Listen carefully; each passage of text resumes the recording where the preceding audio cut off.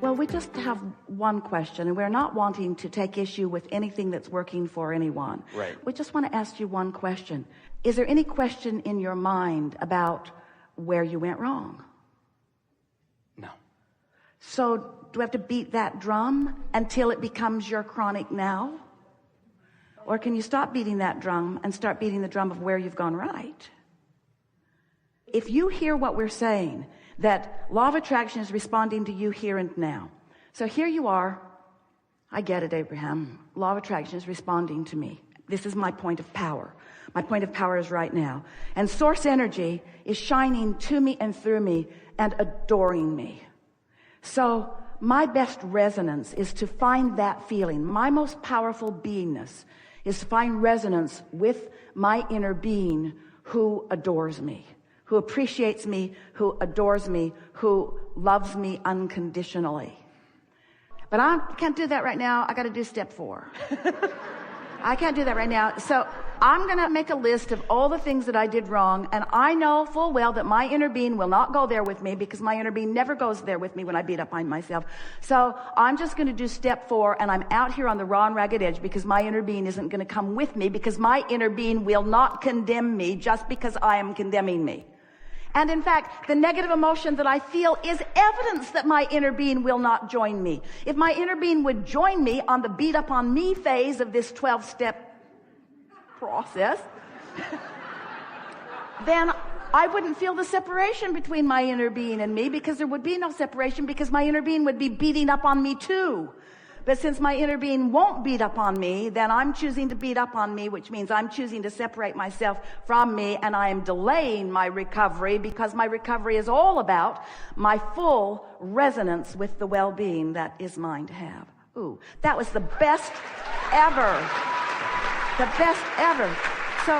So now, let's take it a little further here. So I get it about my point of attraction, and I understand about this resonance, and I understand that source is pointed to me and through me. So you all heard all of that. Now we want to talk about something, because this is a subject that we began with here today, and it's a subject that you are so ready to understand, that you are so ready to allow things to begin to manifest in your experiences in the way that you've wanted. You're so ready to actually give the physical birth and have the realization of so many of these things as they move from your vortex of creation into your point of attraction, into your grid, into your climate, into your atmosphere, into your beingness where you are. So as you stand in any moment, talking about all of you, as you stand in any moment, you are doing one of two things. You are either reacting to something that's going on in the physical world, or you are reacting to the grid that you've prepared. You know the phrase you all use all the time? Maybe not so much anymore, but it was rampant for a while. I want to let you know where I'm coming from. Well, are you coming from your practiced climate alignment with source? Or are you coming from this vantage point that humans have about one thing or another? And you've trained yourself to come from that vantage point. That's what very conditional love is. When I look out into the world and I look at that condition, I feel good. And so I'm experiencing love, but it's a conditional love, because I needed that condition to present itself to me. I needed to sift and sort and find that condition. And now that I found that condition that causes me to feel good, I feel love, but it is a conditional love. Would you agree to that? Mm-hmm. Now, because I'm looking out there, because that's what I'm used to doing, because I'm used to caring what this one thinks and this one thinks and this one thinks. I've been taking the polls of my own life. I've been listening to others. So I've conditioned myself to look for conditions in order to make me feel good. But I'm sort of all over the map on that, because the squeaking wheel sort of gets my attention. So when I see a condition that makes me feel good, fortunately, my conditional love does feel good. But when I see a condition that makes me feel bad, now I feel like I need to control that condition, but I can't, because it's happening in another part of the world, or because it's happening to someone else. So now my conditional love isn't serving me very well, because I can't control the conditions. You're with us so far, aren't you? What condition can you control?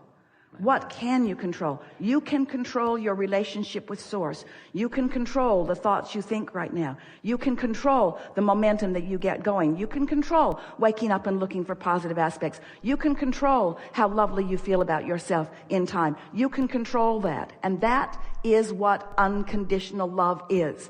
It's never needing the conditions.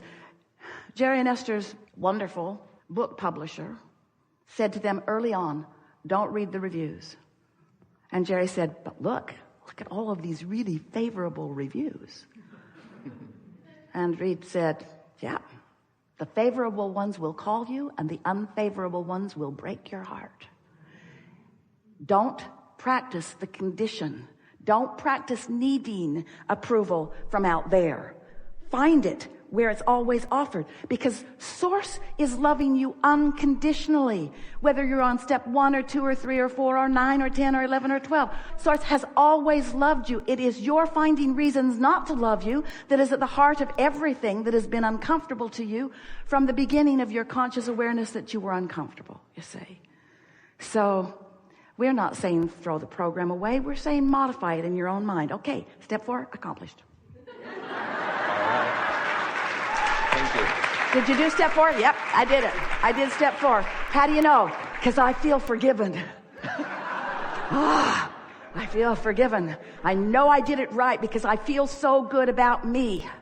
I feel so good about me that I don't need to cover up the bad way I feel with something to drink or something to shoot or something to snort.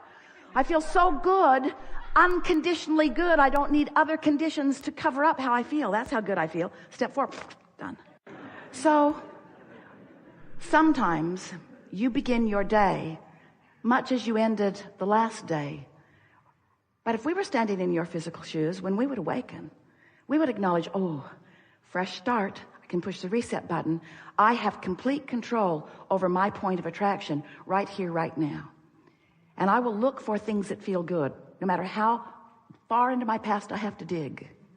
I will look for things, no matter how sifting I have to become. Because I understand we're speaking for you. I understand that what I think and what I feel equals my point of attraction.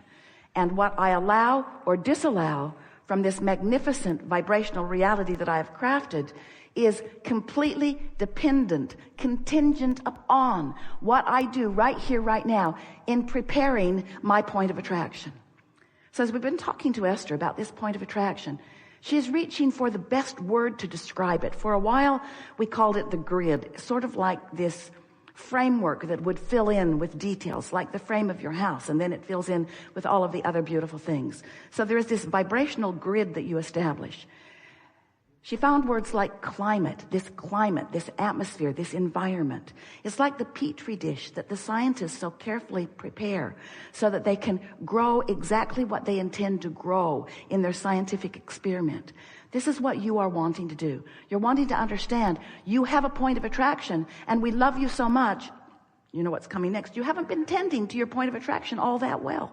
Because instead of setting your own tone, establishing your own vibrational circuitry, instead of deciding how you want to feel and harmonizing with the energy that creates worlds that makes you all powerful, do you know what it's like when you tune in to the energy that creates worlds? You are more powerful than millions who are not, you see.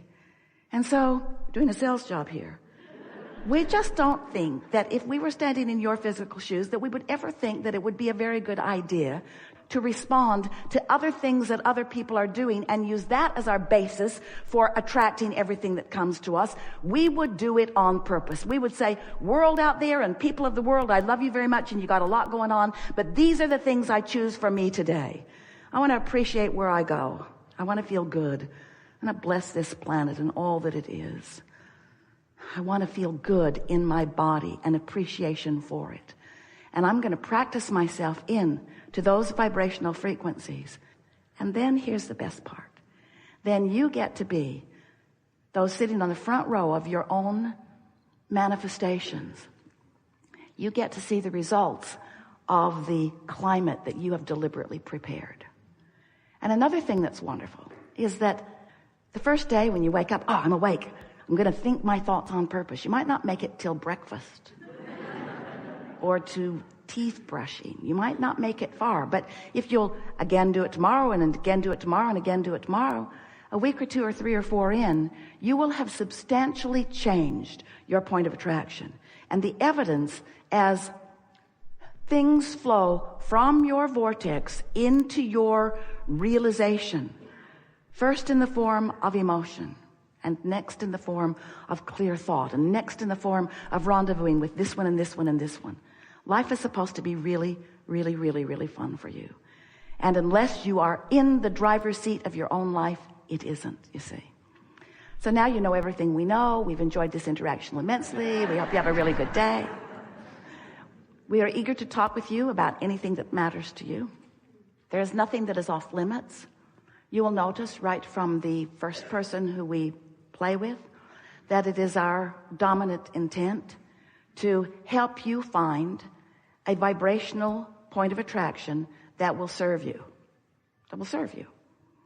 So we are not really good sounding boards, not for long, other than maybe just establishing the point of the conversation about what's going wrong. Because we see no value in helping you to describe in any detail an event, an experience, opportunity that has not yet shown up in the way you want it to, and hold the vibration of why you don't want the rain active in your vibration. We want to talk about why you want the rain. We want to talk about why you want the gig, why you want the job, why you want the lover, why you want the fun, why you want the clarity, why you want whatever it is that you want. Because whatever it is that you want is a wonderful thing. You've crafted it out of what you've lived, and it's valid, and it is a reality, and it is a vibrational reality, and it is ready to pop for you. You've just got to find resonance with it. And that's what we're all about here. So let's go find some resonance. We've enjoyed this interaction more than words can express fully.